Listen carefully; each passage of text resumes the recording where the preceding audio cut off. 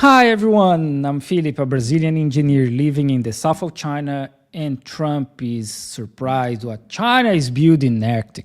Greenland. What is your vision for the potential annexation of Greenland and getting them potentially Well, I think it'll happen. We need that for international security, not just security, international. When it comes to the high north and the Arctic, you are totally right.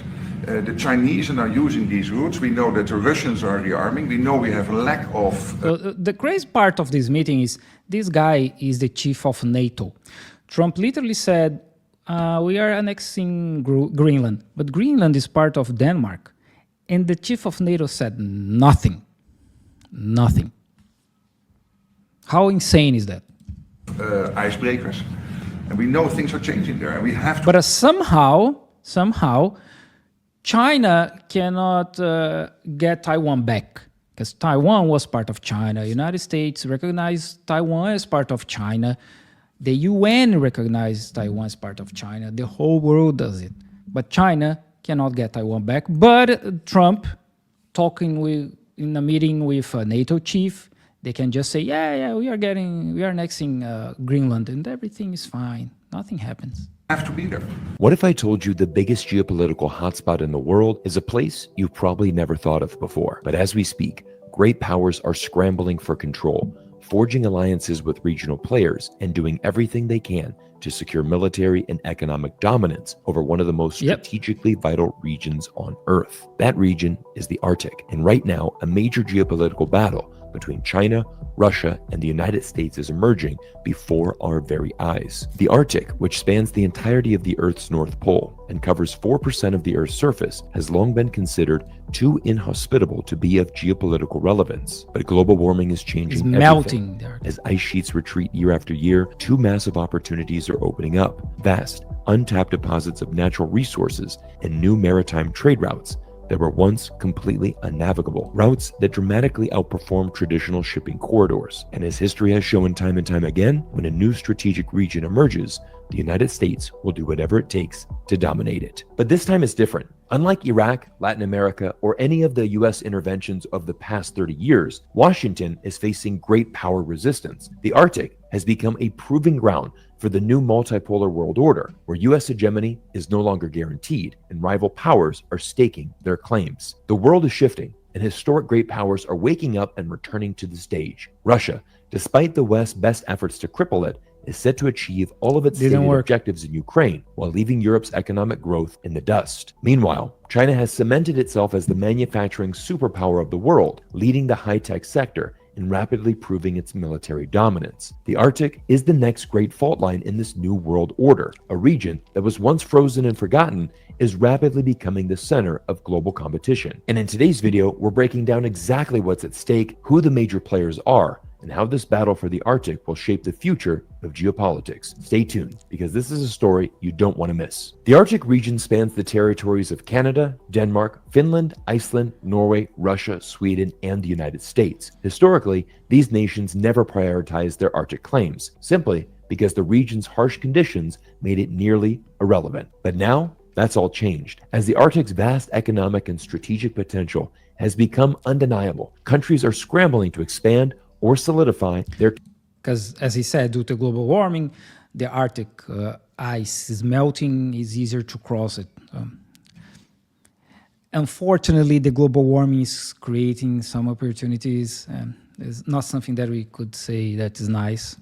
Their territorial claims. This rush for influence led to the creation of the Arctic Council, a forum for Arctic bordering nations to coordinate on regional affairs. But if you take a look at the map of member states, you might notice a country that seems completely out of place: China. Despite being thousands of miles from the Arctic, China has aggressively pushed for involvement in Arctic diplomacy. Also India, right? Why India is on this Arctic Council?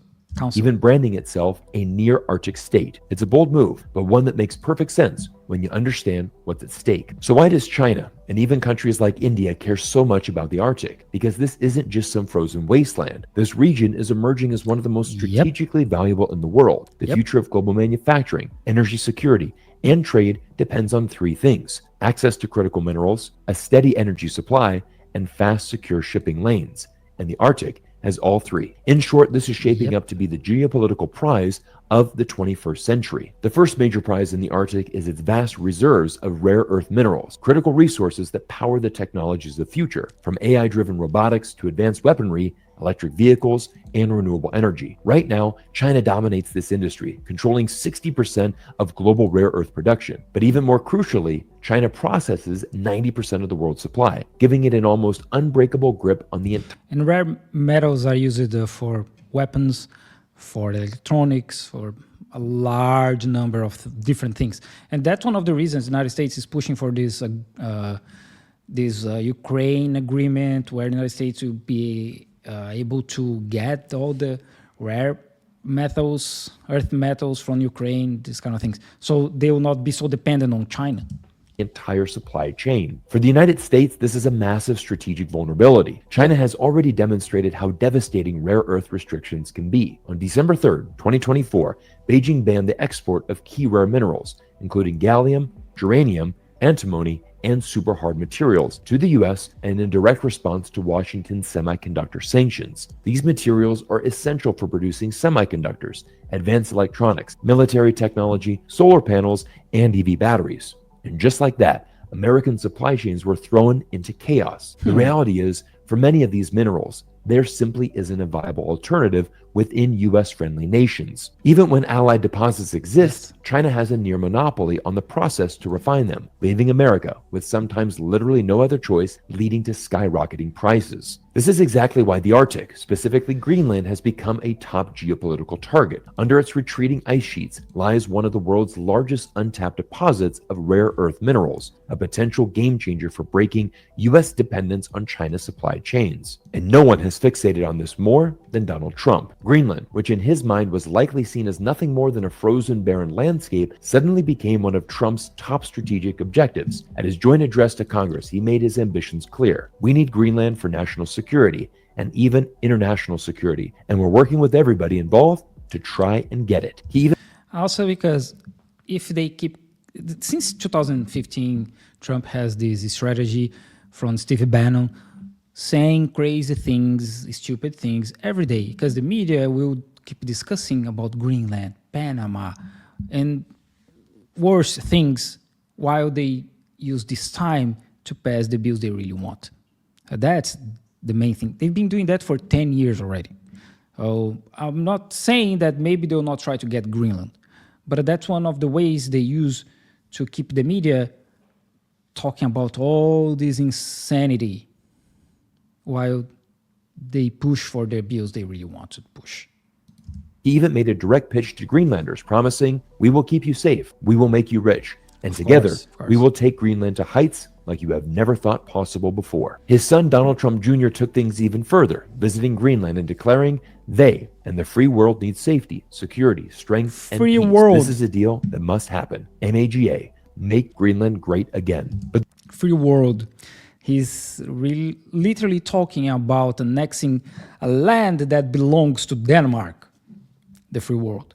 there's one big problem. Greenland isn't up for sale. Denmark, which maintains sovereignty over the island, has fiercely rejected every U.S. attempt to acquire it, dating back to Trump's first proposal in 2019, having the Danish Prime Minister calling Trump's interest in buying He's talking about it for 6 years. Greenland absurd, but that hasn't stopped Washington from pushing forward. The U.S. has deployed every tool in its imperial playbook, from backing Greenlandic independence movements to outright military threats. Yes, you heard that right. Trump has refused to rule out using military force to gain control of Greenland, all while Denmark remains a NATO ally. And while rare earths are the immediate prize, America's ambitions in Greenland go far beyond minerals. Controlling the island would give the U.S. a critical foothold in its larger mission to contain China, which leads us to the second major strategic asset of the Arctic, the rise of new global shipping lanes. But before I reveal this to you, give me 60 seconds of your time, as I want to introduce you to a tool I've been using in my personal life that has completely changed most of human history. The Arctic was completely off limits for maritime trade, with thick ice sheets covering the region for the majority of the year. But with rising ocean temperatures, those ice sheets are retreating, revealing something that has been a dream for maritime navigators for centuries: a viable Arctic shipping route. This passage, which primarily runs through Russian and Canadian waters, is poised to revolutionize global trade by offering a dramatically shorter path between East Asia and Europe. Take China's shipping route to Europe as an example. Traditionally, Chinese vessels must navigate through the South China Sea, squeeze through the narrow Strait of Malacca, and then journey thousands of miles through the Indian Ocean and the Suez Canal before finally reaching European markets. The complete journey takes 30 to 40 days and traversing 20,000 kilometers or 12,400 miles. The Arctic route takes 20 to 25 days and is 14,000 kilometers or 8,700 miles long. This slashes this time by 10 to 15 days, making it 30 to 40% shorter than the Suez route, all while saving millions of dollars in time and fuel. And actually, China can build a high-speed train that go from Dalian to somewhere in the north of Russia and reduce this time. Make this time way shorter. So there's many options. And with Arctic ice melting at an accelerating pace, the window for ice-free navigation is expanding every year, potentially becoming ice-free in the summer by 2040. For China, this isn't just about efficiency. It's about survival. As the world's factory, China is projected to control 45% of the global manufacturing by 2030, while the US share dwindles to just 11%. When you produce nearly half of the world's goods, having safe, efficient shipping routes isn't just a luxury. It is Logistics is very, very important. a necessity. And in any future conflict between China and the United States, Beijing knows exactly what Washington's first move would be: a naval blockade. The US would weaponize its control over key maritime checkpoints, like the Strait of Malacca, to strangle China's economy by cutting off its vital trade routes. That's what they're trying to do with Taiwan. United States built dozens of military bases around China in the South China Sea to strangulate China, to asphyxiate China, so China has no access to the open sea. That's why Taiwan today is so important for China and for the United States' strategy to contain China, because that's what the colonizer do, right? That's why the Arctic is so crucial to China's long-term strategy. Unlike its traditional trade routes, the Arctic Passage allows Chinese ships to bypass US-controlled waters entirely. Instead of sailing through American defensive umbrellas, Chinese vessels can travel almost exclusively through friendly Russian waters, ensuring that in a time of crisis, Washington can't simply cut off China from the global economy. Understanding just how vital this route is to its economic security, Beijing has wasted no time in securing its position in the Arctic. China has poured billions into Arctic infrastructure, investing heavily in Russian ports, icebreaker fleets, and energy projects to ensure that this passage becomes a fully operational trade corridor. In fact, China has already branded this route the Arctic Silk Road, a direct extension of its massive Belt and Road initiative. Just like the ancient Silk Road connecting China to Europe across the vast Eurasian continent, this new Arctic passage is set to be the cold, icy highway of the 21st century, carrying Chinese goods straight into European markets. And naturally, all of this is a massive win for Russia, which is a dominant Arctic power. Moscow has been eagerly working with Beijing to develop this route, knowing full well that controlling the Arctic Silk Road strengthens its economic and strategic position in this new multipolar world order. Russia has wasted no time in securing its dominance over the Arctic, and is doing so with a sheer force of infrastructure. Russia has invested heavily into rail and airports connecting the region, as well as pipelines and oil refineries. In total, Russia's new Arctic projects will be the biggest oil projects in the world and will require an incredible $150 billion in investment and will create 100,000 new jobs. Moscow has also built 8 massive nuclear-powered icebreakers. These behemoths are designed to clear a path through the Arctic's remaining ice sheets, leading convoys of Chinese cargo ships safely through the newly emerging trade routes. Russia stretches over 53% of the Arctic Ocean coastline, and it's not just empty land. Around 2.5 million Russians live in the Arctic, accounting for nearly half of the total population in the entire Arctic region. And with the polar ice retreating year after year, the strategic advantages for Russia are only growing. Beneath these thawing ice sheets lies an absolute goldmine of resources. The Arctic holds an estimated 90 billion barrels of undiscovered oil. Yeah, let's use more oil. So all this idea of crossing Arctic is because of global warming. Let's put more CO2 in the atmosphere. Let's burn more oil, right? What could go wrong? A staggering 1,669 trillion cubic feet of natural gas. That's 13% of the world's undiscovered oil and 30% of its untapped natural gas reserves, much of it which sits directly within Russian claimed territory. This is a game changer for Moscow. Russia is already one of the world's leading energy exporters, and with the Arctic's untapped reserves now coming into play, it is poised to dominate global energy markets even further. China and the global south rising demands for energy to fuel their rapidly growing economies aligns perfectly with Russia's Arctic ambitions. The deepening energy partnership between Russia and China, combined with the broader BRICS alliance, means that these energy-rich Arctic reserves won't just power Russian industry, they will supercharge the rise of the global south. But with such high stakes, tensions are inevitable. Looking at the map of the 8 Arctic nations, Canada, of Denmark, course. Finland, Iceland, Norway, Russia, Sweden, and the United States, United States will not accept anything. Like they never did. They don't want anyone to grow, even the European Union. They want to destroy European Union because a strong European Union is a big challenge for them. one fact stands out immediately. Every single one of them, except Russia, is a NATO member. That means that Russia is completely surrounded by an alliance that has actively worked to undermine and contain it for decades. And as we've seen with NATO, Russia has no hesitation in expanding its presence right up to Russia's doorstep. And now, with the Arctic becoming a critical geopolitical battleground, we're seeing the exact same pattern unfold. Both NATO and Russia have been ramping up the military investments in the region, increasing the number of bases, Arctic war games, and military patrols. The Arctic is now a frontline in the struggle for the New World Order, and as tensions escalate, this region is quickly becoming another flashpoint where NATO and Russia are on a direct collision course. The Arctic has officially become the next great geopolitical battleground. What was once a frozen, desolate region ignored for most of human history has now transformed into one of the most strategically vital arenas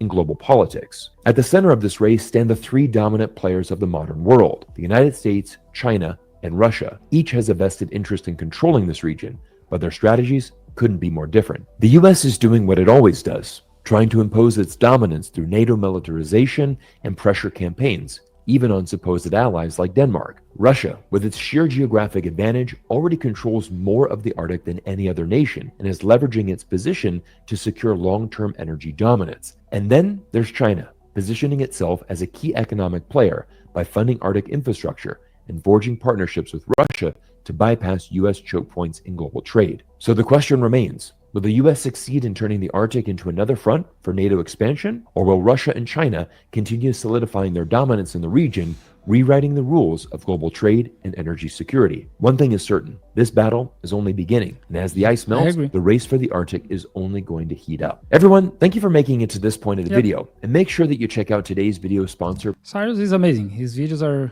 really good. So if you're not following him, you should, to learn more about China. He's been living in China, if I'm not mistaken, for like 15 years. I've been in China in total, counting Hong Kong, for over 8 years. So please also follow my channel, my other channels. I have a new Portuguese YouTube channel. And yeah, leave a like, a comment, and subscribe to my channel.